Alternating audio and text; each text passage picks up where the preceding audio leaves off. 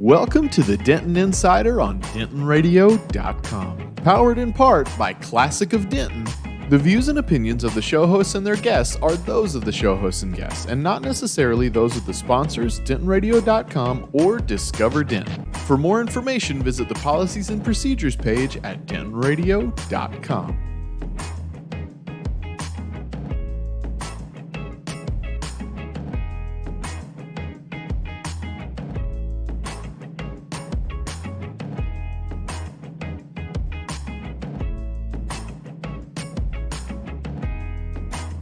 Good morning and welcome to the Denton Insider, where we are here to advocate, educate, and collaborate on behalf of the Denton business community. My name is Randy Skinner. I am one of your hosts this morning, and as a chamber member, I represent RS Consulting, and I currently serve on the Denton Chamber of Commerce Board of Directors. And with me is your other host, Heather. Hello, I'm Heather Gregory. I am the director at Stoke, which is Denton's co-working space. We here, we serve entrepreneurs and freelancers, startup companies in Denton, and we are also a member of the Chamber of Commerce, and happy to be a host here on the Denton Insider with Randy. Yes. Yeah, go ahead. No, you go. We're excited today because we get to talk to Dr. Lynn Stucky, and also we're going to be talking to Angela Brewer, who are both running for Texas State House Representative of District 64, which includes Denton, Hickory Creek, Crum, and some other places. So we're really excited for the conversation today. Yeah, I think we've got a good show in store. And so, as y'all know, the Denton Chamber has been bringing you through Facebook Live candidate forums every week. And so we wanted to use our time this morning on the Denton Insider just to talk to two additional candidates so that we can make sure that you get to meet all the folks that we get to, vote for in the next coming months. So we're excited. But before we dive in, I do want to give y'all a quick chamber scoop. So what you have coming up is the Denton Chamber of Commerce 111th awards ceremony, and that is happening this week. So we are excited because we're going to get to learn about the Small Business of the Year Award, the Otis Fowler Award, which is the most prestigious award presented by the Chamber for someone who's really making an impact here in our community. So you can kind of keep your eyes and ears open. Head over to the Denton Chamber Facebook page if you're not already there, and they will be announcing those winners after the ceremony this week so that you can give them a big congratulations. So nobody knows who it is, and I cannot wait because these are folks that are really not only thriving in their business, but you know the lineup. It's always people that are going above and beyond and just doing a lot here in our community. So I'm looking forward to that. Yeah, it's going to be great. I can't believe you don't know. You don't have any insider information. I don't. I have none. They're like a sealed vault over there. I'm like, maybe I need to go drop off some like wine and cookies and be like, hey, can you give me a clue? Awesome. And so remind us, what is the date for that? Are tickets still available? So it's tomorrow, and my guess is that it's already closed out. However, if you haven't gotten a seat, shoot an email over to the chamber, go to denton-chamber.org, contact them. You never know. Maybe there's someone that has an extra ticket. So, I think that, if somebody's, just craving to get out there, that it's still worth reaching out and seeing. Yeah. Awesome. So I'm going to go ahead and introduce our first guest today. Yeah. With us, we have State Representative Lynn Stucky, DVM, who represents Texas House District 64, which, as I mentioned, includes Denton, Crum, Corinth, Shady Shores, Hickory Creek, and Lake Dallas. Dr. Lynn Stucky was raised in Kansas, and graduated from Kansas State University. He has been in Denton for a pretty long time. He started practicing here in 1986 and has practiced veterinary medicine in Denton and Sanger. Also, my goodness, he served on the board of trustees in Sanger ISD. He is a graduate of Leadership Denton, which is an amazing program of the Chamber of Commerce. And he served on the board of directors for the Sanger Chamber of Commerce, and also is a member of the Denton Chamber of Commerce in his business. So thank you so much for joining us today. We're really excited to get to know you a little bit better. So thank you. Welcome. Thank you, Heather. It's actually 1983, May of 1983. Sorry about that. When I came to Denton. And again, I did grow up on a farm ranch in Kansas. At the time, there were only 27 veterinary schools in the United States. We're up to 32 now. But at 27, it's about one for every other state. And if you lived in a state that had a veterinary school, you were not going to be allowed to go to any other vet school. They had no reciprocity. So I couldn't have gone to Texas A&M if I wanted to, nor could somebody from Texas gone to Kansas State. Now, I helped pass a bill in the last session where we are starting a second veterinary school in the state of Texas at Texas Tech. And we need it because in last year's freshman class at Oklahoma State, there were 22 Texas kids, and there were 14 Texas kids in the Kansas State class. But anyway, I did grow up there. It was a great way to grow up. Unfortunately, my father passed away when I was 11. There were 6 of us kids, and my oldest brother was drafted in the Vietnam War. So my other brother and myself and my 3 little sisters, along with my mother, continued to farm and ranch. And she had one goal, and that was to take care of her family and to make sure all 6 of us got a college degree, and we all did. And upon my second degree as a veterinarian, I knew I did not want to go back to where I grew up and fed cattle and sheep and hogs and everything else, because I didn't like the winter. So my senior year in vet school, spring break, I got in my car and drove to Texas, and didn't know anyone, but stopped in Denton, the first place I stopped, and absolutely loved Denton. Went on down 35 through Fort Worth and Austin and San Antonio and over to A&M, and then Tyler, and went back to school, finished my last 5 weeks, and then moved to Denton. And I've been here since May of 1983, and been blessed by the community. And we raise our children here in this community. So Y'all have been here for a while. And of course, we have to say, you have to tell Lori we all said hello, because, you know, we know Lori's part of running the show over there too. A big part. Yes. So tell us, what has it been like serving as a representative? You know, it's been a very big challenge and one of my most rewarding public service things that I've done. And again, I could, besides what Heather listed as what I've done, I could give you a couple more pages of giving back to the community. I think it's extremely important. They call this being a state representative. In my district, I've been here 37 plus years and have been involved in so many different things. I also had, when I recently sold my veterinary practice, we had 9,000 active clients. That means the definition of that is that they've been in with the last year and a half with their animals. Some of them had as many as 400 animals. So we saw a lot of different animals. We see a lot of different people, and they're the one commonality between all those people is they love animals. They may be rich, they may be poor, they may be of any color. It doesn't matter. They all love animals, and we love them. We love their animals and love taking care of them. And I've been blessed because of that, because it's allowed me to be a better communicator with the community, because they feel comfortable talking to me about issues, whether they need an interpreter to talk to me or whether they are a billionaire. And so that's helped, because I've been very, very involved. And Lori, as you know, Lori was a public educator in Denton and then a coach and got her master's at TWU.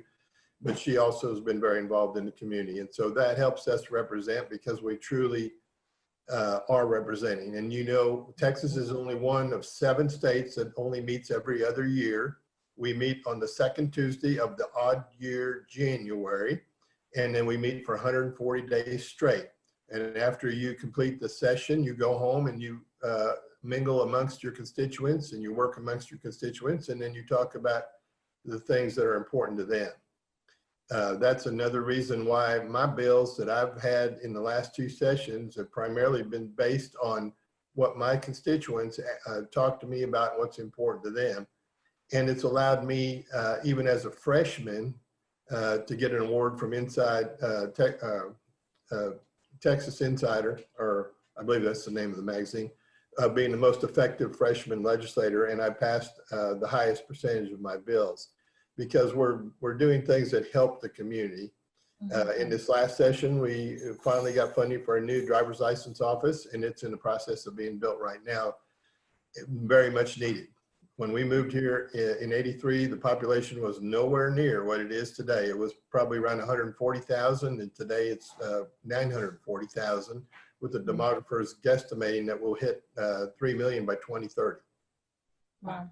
Yeah, we're growing fast. Yes. Absolutely. So how have things been in the last month that you've been running your campaign in such a strange time? How has everything been for you in that process? You know, well, first of all, ever since the pandemic hit, because we were out of session, we're not making laws, but we're communicating with our constituents and with the agencies, with the emergency management agency, with the governor, the governor's office, with the state health department, with Dr. Hellerstadt, and helping, you know, make sure that we were started getting the tests we need and taking care of the people, including the Denton State School, which became an issue quickly. It's been a little different because, you know, you want to use common sense and caution, yet we don't want the economy just to come to a complete halt if we can avoid that. And our state has done very well in comparison to many others, but we are hurting. And as a state representative, our budget that we pass is the only bill that needs to be passed every 2 years, and we must have a balanced budget. So we can't sit there and print money like the federal government. And it's for a good reason. For our kids and our grandkids aren't going to have to pay for that. But because of that, sometimes we have to tighten our belt, and now we're in the process of talking about those things. But as far as the campaigning right now, we're trying to be respectful to everyone, and you know, we think that we know that masks will help reduce the transmission. We know that social distancing helps, and so we try to use common sense there. We're actually having a fundraiser coming up October 1st at the Denton County Sheriff's Posse, which if you haven't been out there, it's absolutely beautiful. Lynn and David Riley purchased it a few years ago and revamped it, but we're going to have a classic car and barbecue. And of course, when we ordered barbecue from Rudy's, unlike before, you can't have a buffet line. It'll be boxed, and most of it will be outside, and we'll be socially distancing and wearing masks, etc. We've been we virtually block walk every day, Lori and I, and our kids when they can come and help. And every Saturday we meet at Rudy's in Denton and get a group together. So if anybody would like to go block walk with us, we'll buy you a free breakfast burrito and a cup of coffee at Rudy's at 8 o'clock on Saturday morning. And we'll get out. People were appreciative that I was out and about. It's interesting. Sometimes you get people go, I can't believe my state representative is at my door. We were over west of the university yesterday on Lindsay and Kendall and a number of streets, Avenue C, and you know, blessed to be able to go talk to those people. But we also respect them by walking up to the door, putting a door hanger on their door, backing up at least 10 feet, or you ring the bell and back up 10 feet and then talk to them. And, you know, many times they want to come out and talk at length, and it's been fun. And that's what a representative should do, is listen to the concerns of the people. So share with us, what are, in the spirit of listening to the concerns of the people, what are some of your personal legislative priorities? Well, let's go back to the concerns of the people. One of them right now is, you know, number of them that are unemployed, and working with the Texas Workforce Commission. And Suzanne and the rest of my staff work very hard to make sure if they have concerns or they're having issues with them, getting those taken care of. And we spent a lot of time talking to them at the Texas Workforce Commission. I had a 10 o'clock a conference call this morning. And we also are talking with especially the small businesses on how do we get them started and keep them going. You know, many of these locally owned businesses feel like they're family, just like I do with my veterinary practice. My staff is my family member. It's you know, a responsibility. And many of those are still paying their staff, but not having any income. So how can we safely get these businesses restarted? And we've been talking with the TABC and many other agencies right now to help get that going. And then tell me your second part of your question again, Randy. Just, I mean, that's one of, I'm sure, many of your legislative priorities. So it's really just about what are kind of your top priorities. Obviously, you know, helping those that are unemployed would be huge. Yes, and getting the economy restarted safely through COVID. You know, protecting the funding for the public education, which we added $5 billion this session. That's going to be important that we continue to protect the funding for that. Healthcare has been an issue even before COVID, but even more so now, making sure that we continue to fund healthcare in many areas, including women's healthcare.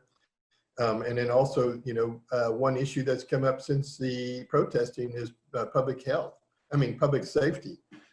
That's a big issue, public safety and making sure people are safe. You know, the police taking care of safety issues and being fair, and again, listening to my constituents about their concerns about, you know, being treated unfairly or racism. We need to be a good listener, and we need to make sure that we make changes that will help all of us. And so we're working on that. So that actually is a perfect segue into the next question that we had. So, you know, speaking of the protests and racial justice, there's been a lot of conversation about defunding the police or reallocating police funds. Where do you stand on that issue? I am 100% opposed to defunding our police. I don't think that's the right approach. We've seen when the police departments have been reduced in other areas of the country, what is happening. I really believe that the right approach is that we work harder at making sure we have people that are qualified there, and that we actually probably increase funding for mental health, which is a big issue. You know, taking the money away from the police and just giving it to mental health is not going to help if you've got somebody that weighs 280 pounds and has a mental health issue and a sword and is standing out there swinging it in front of a number of people. They need to be helped, but we need to make sure nobody gets hurt. So do we have bad actors in any business, including veterinary medicine, including the Chamber of Commerce, including the police? Yes, we do. How do we weed out those bad actors and do a better job of that is going to be a big question. And we want people to continue. I had a bill in this last session to help fund getting people to go into public safety, because we're very short already in public safety. In the city of Dallas, we're 1,500 people short. And in Houston, we were, at last check, 2,000 officers short. We need to figure out how to get good people who want to do it for the right reasons to become peace officers. And so one of the bills that I authored and passed was to help with paying for educational costs up to $20,000 for new police officers. And any of the peace or police officers that will want to become a leader or maybe their chief, they need a 4-year degree. So it helps them get that degree, and it promotes good people into the career. Makes sense. So just kind of in the spirit of talking about getting folks into that 4-year degree, obviously here in Denton, we have a major university population. We have TW, UNT, NCTC. So what are some of the things that you're doing to help as you look at job prospects post-COVID and even student loan debt? I think you kind of mentioned some of the unemployment, but What's some of the things you're doing post-COVID in regards to our universities? Well, first of all, I'm also on Appropriations Article 3, which funds public ed and higher ed, and I'm also the vice chair of higher education. So I've been blessed to be in those two committees in my second term. What are we doing post? Well, you know, I'm an example of, if you didn't have quality higher education, I wouldn't be here today. One of the concerns has always been your debt, student debt load. I had student debt, and it took me 9 years to pay that off. I remember living in an apartment on the north end of Denton when I first got here, and I couldn't afford to pay for, I wanted to get a kitchen table because I had a cardboard box there, and I still couldn't do that because the day I was going to go buy one, my notice for my student loans being due came due. So one, we're working with the things I want to work on is making sure that credits transfer between, you know, if you take English 1 at NCTC or TW or UNT, that they transfer so you have better transfer ability. Number 2, that we make sure that those careers that they're going into or degrees are going into are ones that are in demand and you know, pay well. And I stay connected with all 3 of the presidents, the chancellor, the 2 presidents of the universities, and the NCTC. We talk regularly because it is very important. And I will say that through my help, UNT and TW has for the first time been fully funded, plus got extra money for like the Texas Women's Leadership, and then for UNT's new, hi, how are you? I'm doing great, Lynn. How are you? I'm good, Angela. The new program that we have out at the old IT, at the IT building that's now part of UNT. Yeah, so, the Discovery Park. Yes. Yeah. That Awesome. program out there is, we got 10 more million for that.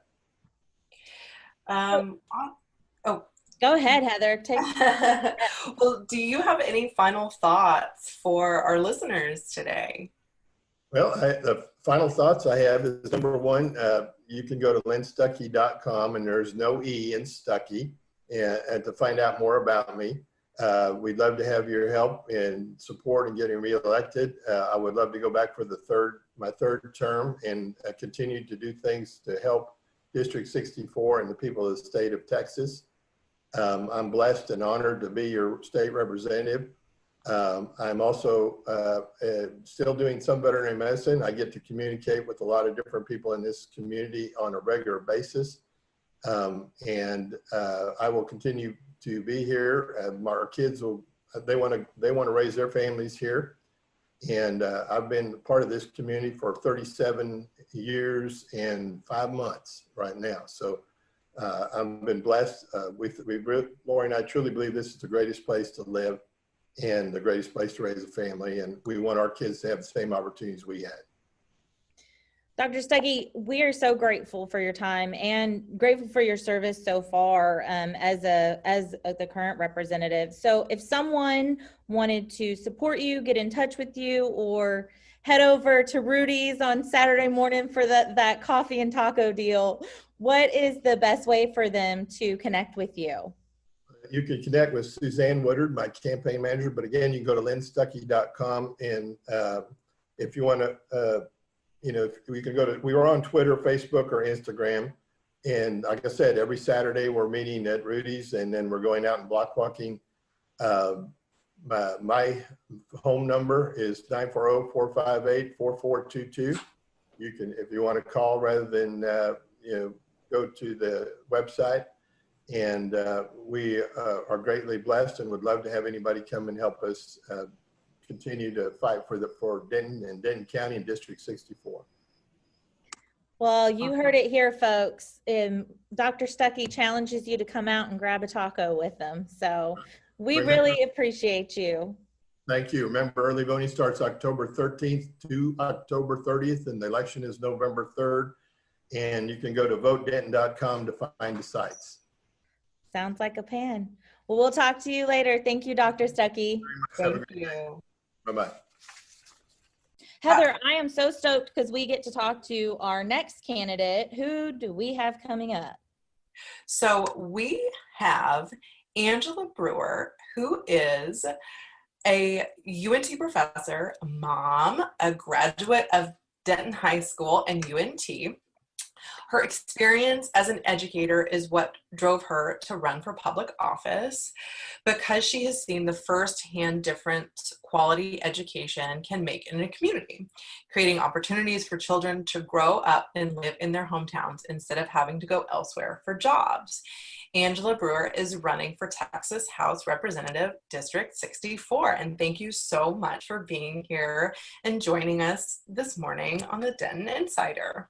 Welcome. Thanks so much, Heather. I am so excited to be here and talk a little bit about this great town that we're from.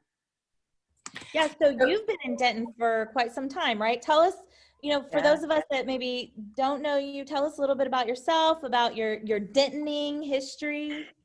Yeah, so I grew up here. My family moved here when I was in elementary school. My mom was a nurse midwife, and she went to work at Flo Memorial Hospital doing prenatal care and childbirth for women without insurance back when we had a county hospital in Denton. And so that's what brought my family to Denton. And I feel like we were very fortunate that we ended up here, because Denton has become, it's such a big part of who I am. I think it really had a big role in shaping me. I graduated from Denton High in 1992. I was a very proud member of the Pride of Bronco Country marching band back in the day, under the direction of Don Hanna. For anyone who goes way back in Denton, y'all probably remember Mr. Hanna. And then I went to the University of North Texas and graduated there in 1997 with a degree in political science. And spent a little bit of time in Washington, D.C. after that, and then came back to Texas and worked in politics and teaching and have been doing those things ever since. Went back to grad school at UNT. I was happy to be back on my home campus for graduate school, and then feel so lucky. A couple of years ago, I landed a job teaching in my old department from grad school. So now I'm in the Department of Communication Studies at the University of North Texas, and love every minute of it.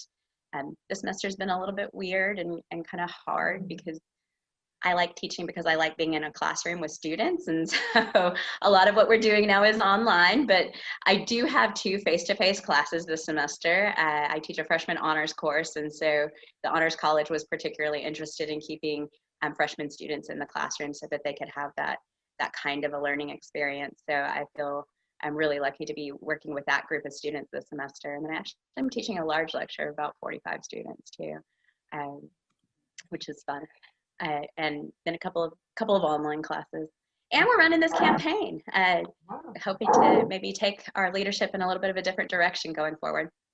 Have you ever run yourself before, or have you more just worked in politics for other candidates?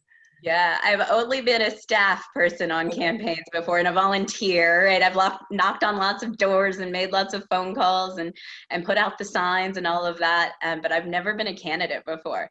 It's been been quite a ride over the last few months. I mean, it's definitely a different perspective on a campaign than that staff position is, but it's been really, really exciting, because when you're the candidate, people are eager to talk to you. Which is sometimes a little bit different as a volunteer. They're like, yeah, thanks. But when you're the candidate, people want to talk and they want to visit and they want to let you know what's happening in their lives and going on in their families and what they'd like to see representation look like. So the conversations are what I'm here for. I really like getting to know people and kind of getting to know their perspective and where they're coming from.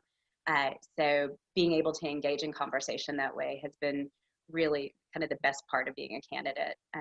But I get more information from folks and more feedback when we get to engage in conversations than maybe I did as a volunteer or a staffer. Mm-hmm. Mm-hmm. So what inspired you to run? A couple of things inspired me. First of all, I'm teaching at UNT, and I'm in the classroom every day with students who are balancing a kind of a set of factors in their life that I never had to balance when I was in college. You know, I was in college in the mid 90s. When you went to college in the mid 90s and you worked full time, you could pay your tuition, right? You could pay for school. That's not true anymore, right? My students are, for the most part, taking classes full time, also working full time, and still taking out full student loan burdens. And so they're finishing at UNT with $50,000 or $60,000 worth of debt. And you know, it's not fair and it's not right that a person who's working full time, who's willing to make those payments for their education, can't afford it on what their work supplies for them. So we have to get back to a place where our state is investing in higher education at the levels that we used to back when I was in college. You know, we used to be 65, 70% state funding coming into our universities. That's down around 40, 45% now. And all of that gap has shifted over onto students. And so students are now taking out loans and starting their careers, you know, $40, $50, $60,000 in debt. They can't start a small business when they finish college because they're carrying this huge debt burden. They can't even buy a washing machine, right? Like it's really a serious economic problem that we've created and that we're going to really start realizing as we move forward. And the longer we pursue this plan of asking students to take out enormous debt burden in order to pay for their educations, we're just going to see that economic problem grow and grow and grow. So that was one of the first things that drew me into this race in particular for state representative, because the Texas legislature has such a big role to play in higher education and in supporting students in higher education. The other thing that I noticed, you know, I grew up here. This is my hometown. I think Denton is just kind of the coolest town ever, right? I really love this community. I love how creative it is. I love how much, you know, folks in this town embrace the arts, embrace creativity. I love all of our festivals, right? We have all these amazing opportunities for us to come together as a community and celebrate things like every month, basically.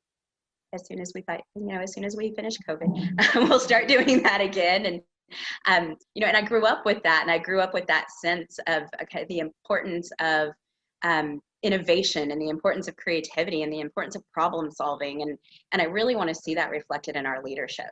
That we need someone in Austin who represents those kinds of values, who is really embracing policymaking as a way to solve problems for the community, and who's really interested in doing things that are innovative and maybe a little bit outside of the box. Someone who's interested in bringing every player to the table and having real conversation and dialogue about what we want our community to look like, what we're succeeding at now, and also what do we need to work on and build better for the future. So that's those two things kind of going hand in hand brought me into this race. And I'm excited by the feedback that I've been getting and the folks that I've been meeting, because there seems to be a real energy in this town for some difference and for some change in leadership and maybe a different, you know, maybe a little bit of a different generation and different perspective from a mom and an educator. So you talked about this is your first time being the candidate. I imagine it's, you know, your first time running a campaign in a pandemic. So what has that been like? What has it been like to navigating all of this in such a virtual world right now?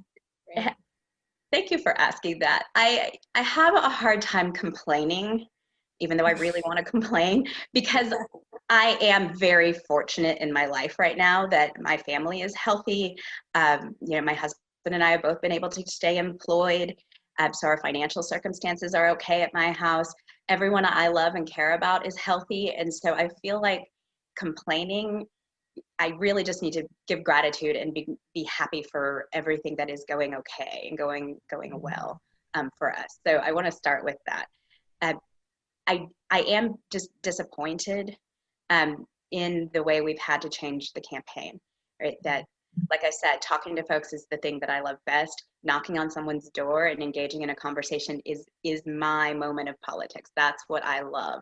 I love having, you know, our goal was to have, you know, parties out in all of the parks, and we have a popcorn machine, and we were going to bring the popcorn machine out every weekend and visit with folks in their neighborhoods. And because that's what I believe government's about. That's what I believe representative democracy is about, that we come together as a community to select one of us to represent our interests, right? And that in order to do that, the person who wants to be the representative needs to be out there talking with folks and seeing what's of concern to people in their neighborhoods. And we've lost a lot of that. So now it's more people have to come to me, right? I'm seeking them out and trying to build those virtual events and trying to get people to join me on Zoom town halls. But it takes a little more maybe willingness on their part to engage with that, which makes it a little bit more difficult. It's harder when you just show up on their door, right? When you're just there and they're like, oh, hey, yeah, I'll talk to you for a minute. It's a little bit different to try and get them engaged to come into a town hall meeting. It's getting better. I think, once we pass Labor Day, that's kind of the traditional start of the political season, I guess. Mm-hmm. So folks are getting more attuned to the fact that we are about to have an election. And so we're getting a little more interest in participation and able to connect with people more. We're also spending a lot of time on the phone, right? So instead of knocking on people's doors, we're calling them and getting engaged in conversation that way. I really, I know some candidates are out knocking on doors and talking to folks that way. And it's something we've decided not to do at this point because we just don't want to put anyone at risk. I know because I am teaching face-to-face that I am potentially exposed to the virus. And I don't want to be in a position where I might be, even with precautions and even being careful, I don't ever want to take that risk or that chance when I know I can call someone on the phone and have a conversation that way. And there's no chance and no risk involved in that. So I really want to be respectful of people's need to be safe and secure during this pandemic. So we're not knocking on doors, but we're certainly doing our town halls. I would love for anyone watching to come and join us on our town halls, and we're definitely making those phone calls to visit with folks that way. So if someone wanted to join you on your town hall, what's the best way for them to learn more about that? Yeah, so follow us on Facebook and Twitter. That's where we post information and links for all of the town hall events. I'm just at Angela for Texas, all spelled out, FORTEXAS, at Angela for Texas, both Facebook and Twitter, and Instagram. I'm not a very good Instagrammer. I'm working on my Instagram game, but I'm very active on Facebook and Twitter. And we post all of our events there. So if you want to connect, do definitely follow there, and you'll find all of the announcements. Also, feel free to message me via Twitter or Facebook, and I am happy to have conversations via those messages. Or folks can call me. I'm very sincere when I say I like talking to people. I'm a communications professor, y'all. I like talking to people. It's kind of my jam. This is what I do. So if someone wanted to give me a call and just chat about the issue that you're concerned about or what you think needs to be happening with our representation, feel free to call me. Can I just say my phone number right now? Yeah. It's 940-595-3449. So you can rewind and play back if you want to catch that. So as you've been talking to people and learning more about those topics that are important to them as well as your own, what are some of your legislative priorities? Obviously education. What are some other legislative priorities that you feel like you've been hearing from people and then just you personally are bringing to the table? Yeah. So 4 things I want to talk about. Healthcare, and particularly in light of the pandemic, healthcare was already kind of forefront on people's minds before COVID-19 hit. It is even more present in people's lives and in their minds because for folks who are unemployed due to the pandemic, a lot of them lost their health insurance. And because we have insurance tied to our jobs, when you lose your job, through no cause of your own or cause of your own, either way. But when you lose your job, you lose your access to healthcare often. And so what was an urgent matter for Texans and for folks here in House District 64 has become even more urgent. So the Texas legislature has got to really get to work making some tough decisions about access to healthcare in our communities and what to do for folks who don't have access to health insurance anymore, and how do we support their access to care. I think COVID-19 has shown us maybe more than we've ever seen before the interconnectedness of our health, right? That often we think about health in a very individual way of what's going on in my health or what's going on with my loved ones. What COVID has really brought to light for us is that my health and my family's health is directly connected to my neighbor's health and their family's health and everyone in my neighborhood and everyone in my town, right? Right. That it's all interconnected, and we have to start treating healthcare that way. We need to stop looking at it as an issue with individuals and start looking at it as a community issue. What do we do in our community to make sure we're keeping people as healthy as we can keep them? Not only because it could impact my health if my neighbor is unhealthy, and that we want our families to thrive, and we want people to be succeeding in whatever way they call success. This has some real economic impacts for us, right? When we have people who can't stay healthy, they can't stay in the workforce, and that impacts our business owners. That impacts our greater economy, and we have to really be mindful and think about healthcare as an economic issue too. We also know that preventative medicine and keeping people well is a much more than treating people once they're sick. And so if we can really reframe the way we do healthcare and think more about what can we do in our communities to keep people healthy, we're going to have really great economic impact from that because it's cheaper to keep people healthy than it is to take care of them once they're ill. So healthcare is first. Education is one of my passions, obviously. I love teaching. Being in the classroom is just the best work experience for me. It's the thing that I keep coming back to. My husband gets frustrated sometimes because I don't know if y'all are aware of this, but teachers do not make the best income ever. And sometimes when you're a person who has quite a lot of education and experience, that you probably can make a decent amount more money in another field than in teaching. And so sometimes my husband's like, come on, Angela, could you just, come on, go another way. Look at this cool job I found. Don't you want to look at something else? And I'm like, yeah, but my students, right? That classroom experience it's just so important. And I really want to bring an educator's eye to policymaking, that I believe that when you center teachers in education, then that's where you see our education success and our school success just explode, because teachers are going to always be there to serve their students, right? Teachers put students first. So as a policymaker, I think it's my job to put teachers first, to figure out what's going on in the classrooms that's helpful for teachers, that helps them do their job in a more efficient and effective way, and really capitalize on those ideas and those policies, and to figure out what's holding them back, what's preventing teachers from getting the job done that they want to get done, and how do we need to adjust policy in order to free them up and take down some of those barriers that they're experiencing in the classroom. Give you one example: high stakes standardized testing in the STAR exam.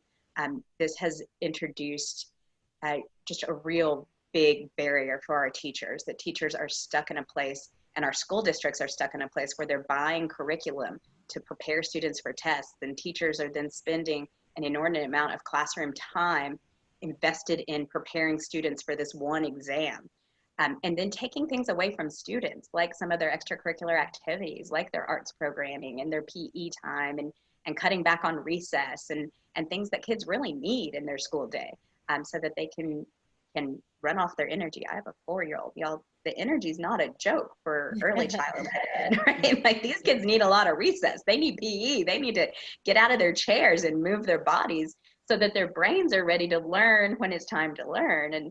And because of the high stakes standardized testing, we really veered away from a lot of that and put barriers in place for teachers so that they're not able to meet their students' needs the way that they want to. So I really want to approach education policymaking from that perspective of centering our teachers, figuring out what they need from policy to help them be as successful in their jobs as they can be. Another issue that I have paid quite a lot of attention to, especially since 2015, has to do with local control.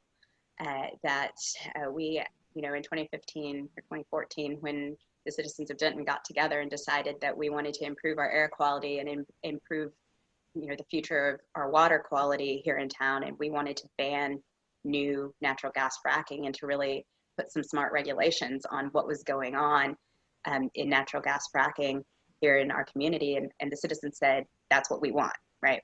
We want to ban fracking in our town. We want to regulate this industry because we see how it's impacting the health of our community and of our neighbors. And then the Texas legislature turned around less than a year later and said, no, Denton, you can't do that. Absolutely not. Absolutely not. That is unacceptable. The legislature should not interfere with a citizen's movement to shape and form their community the way that they want to.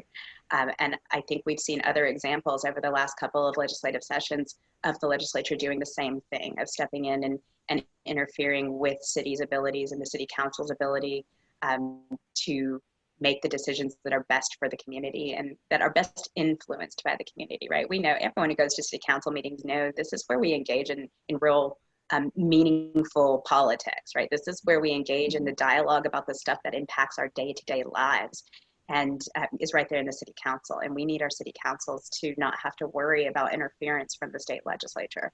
So that's an important issue to me. And then the fourth thing I want to talk about is my other real passion project. I mentioned earlier, I think that I started my teaching career as a civics educator. I taught government and citizens' role in democracy and what does it mean to be an active citizen. And I have a very deep passion for that. And so I call myself a democracy nerd. Like, I just really love democracy and representative government, and I want to make our democracy work the best that it can. So we have a lot of laws in Texas that make it harder for people to engage in the political process, make it harder for people to vote. And I want to go down to Austin and roll back those laws. I want to make voting really easy for people. It should be easy for folks to have their voice heard in our democracy. I also really want to look at our civics curriculum, that civics education is one of those things that has gotten kind of left behind in our public education system as we wanted to incorporate more STEM programming, and rightfully wanted to incorporate more STEM programming. And as we focus more time on standardized testing, one of the things that's kind of gotten pushed to the side or to the back burner is this idea about civics education. And then people turn around and wonder, why don't 18-year-olds want to vote? I'm like, well, voting and activity, taking action in your community is a learned behavior. It's not innate. It's not something that we as humans are born knowing how to do. We have to teach folks how to do this. And so I really want to see a curriculum in our public schools that focuses on that. What do we do as active citizens? What does it mean to be a part of your democracy? And start helping kids learn that from the very beginning, from kindergarten on up. And then we'll see a real change in young people participating in politics and participating in voting, participating in volunteerism and getting engaged in boards and committees, and participating in what's going on in their local government too. So those are kind of my big four things that I think we can really affect some real meaningful change in the next legislative session. Well, thank you so much for sharing that and giving people just more of an insight into what your goals would be in that position. Mm-hmm. So remind everyone one more time how they can get connected with you. You know, I know you have the Zoom town halls, phone calls, social media, super active on. Remind us all how we can get connected with you. Yeah, so on Facebook, Instagram, and Twitter, I'm just at Angela for Texas. It's also my website, angelafortexas.com. If you want to get a little more detail about my policy positions and some of the ideas I have for my legislative agenda next year, it's all on my website. I have a lot of detail there. It's a bit of a lot to read, but for folks who are democracy nerds like me who want to know, go to my website, angelafortexas.com, and you'll find lots of my ideas there. And also some really cute pictures of my kid if you want if you want to see pictures of him, and my husband. He's cute too. But my kid is exceptionally adorable. So check that out. If you're interested in connecting with my campaign and helping me get elected, there's a volunteer page on there, so you can join the team and just send us your information. And we have a field director. His name's Jordan, and he'll reach out to you for sure and help you get to work on the campaign. And you know, we have an election coming up in less than 2 months now. It's coming up on us pretty fast, and I thought for a while it was never going to get here, and now I'm like, oh, wait, we're not quite ready yet. Okay. Now it's so close.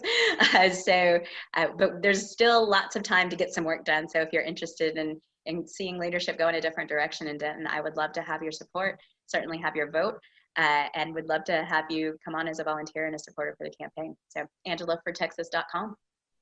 Awesome. Thank you so much for joining us today. It was really great to meet you and to learn about what's important to you and why you're running. Well, I appreciate y'all creating this forum, right? And giving candidates the opportunity to come out and kind of air their ideas and then let folks choose, because, you know, as a democracy nerd, well-informed decisions, that's what we really need. Right, we need folks who know what their candidates are about and can go into the polling place well educated and can make some choices that way. So I appreciate y'all creating this opportunity for me to be heard and for Dr. Stuckey to be heard and let folks make their choices. Absolutely. Vote democracy, right, Angela? Thank you again. Thank you so much for your time. Yeah, absolutely. I appreciate it, y'all. Have a good one. Bye. You too. Bye-bye. And for us, for next week, we are going to. What do we have coming up? Yeah, next week we're gonna have Cassandra Berry from I love her. Denton County Friends of the Family, right? She is going to be talking to us. October is Domestic Violence Awareness Month, which is a hard but important topic for us to all hear about. So tune in next week to the Denton Insider to hear us talk to Cassandra Berry, and we'll see everybody then. See y'all next Wednesday. Well, thank you for tuning in. We hope you enjoyed the show. We want to thank our partners and sponsors who made this show possible. Now stick around for a word from all of us here at Discover Denton. Hey everybody, if you haven't checked it out yet, DentonRadio.com has soft launched a new website and brand. We'd love for you to go and check out the new look, but we also want to walk you through the new website and all the features you can see. So the main thing that we're most excited about is we have this video feed right at the top of the page that's a 24-hour-a-day, 7-day-a-week video feed of different Denton performances. Now these are past recordings that we've done here at Denton Radio. We also have some awesome recordings coming at us from Tiny Couch Productions. Thank you, Tiny Couch. If you haven't checked out Tiny Couch, you've got to go see those guys. So 24-hour-a-day, 7-day-a-week feed, and what we're dedicated to as an organization is going forward, we're going to be trying to be inside different Denton venues as much as possible. So we're going to be going to Dan's and Rubber Gloves and Andy's and LSA and recording the shows while they're happening and putting them right here. So 24 hours a day, 7 days a week, you're going to have a true window into the Denton music scene. So it's going to be really, really cool. Now just beneath that, we have the This Week in Denton section. And what you can do is scroll through and see all the shows that are happening in Denton that week. And then you can listen to the different songs from the different artists that are playing those shows. And then when you click the green button underneath it, it's going to take you right to DiscoverDenton.com's calendar page for that show. So you're going to get all the info on where, what, who, how, all that good stuff. And we'll be changing this out every single week. So you're going to have a full section of all the shows that are happening and everybody that's playing where you can go listen to them and check it out. We also still have our podcasts on this page. Everything that we were doing before is still here, but all these new fun features are coming at you. More features as well to come as we get further and further into this soft launch. And whenever we can start booking shows again and everybody's kind of back to normal, we're going to have a really awesome big launch party and we'll get the final product out there. And we're super, super excited about it. So thank you guys so much for checking it out. Go see it all at DentonRadio.com.